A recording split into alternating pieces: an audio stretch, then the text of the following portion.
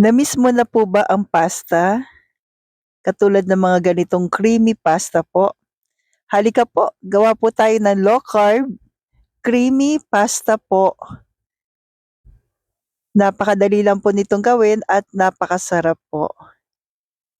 Ginamit po natin dito ay shirataki noodles dahil out po sa atin yung ating mga noodles na nakagisnan. And please don't forget to like and follow po para updated tayo sa ating mga low carb meal every day.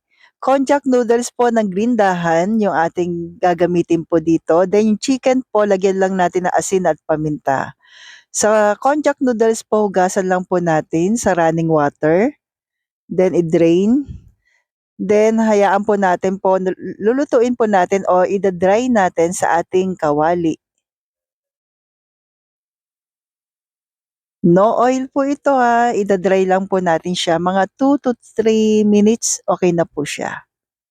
Then kung umabot ka po sa part nito ka-low carbs, ano na pong pasta ang namimiss mo po? Then yung ating chicken po, pinirito lang po natin sa konting butter at coconut oil, pinagsama po natin. Then tabi po natin for toppings po ito. Dito na rin po tayo magigisa ng ating sibuyas. Then another chicken po para pinakasahog po natin. Chicken breast po ang gamit natin dito po. Then after po niyan, lagyan natin ng konting asin at konting paminta.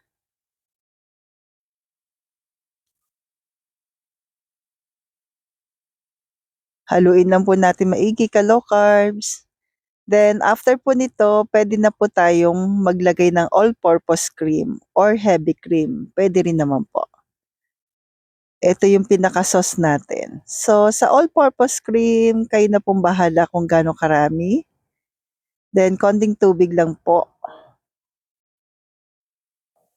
Then nag-add po ako dito ng parmesan cheese. Cheesy lover po kasi ako eh. Pero paminsan-minsan lang po ito. Then cheddar cheese. O 'di ba po, napakasarap ng sauce nito at bagay na bagay sa ating shirataki noodles. Ito po yung zero carbs na noodles po. Then hayaan lang po natin pakuluin pero magdagdag na lang po kayo ng protina. Kaya po naglagay po ako ng toppings. Then pagkakulo, pwede na po siya. Pwede na nating ilagay do'n sa tinabi po nating shirataki or konjac noodles po natin. Eto na po. Ang sarap nito ka-low carbs, magdagdag ka lang po ng chicken sa ibabaw, meron ka na pong pang-breakfast or pang-last meal. Stay healthy, stay low carb po, and thank you po and God bless. Palambing na rin po, pa-share. Thank you.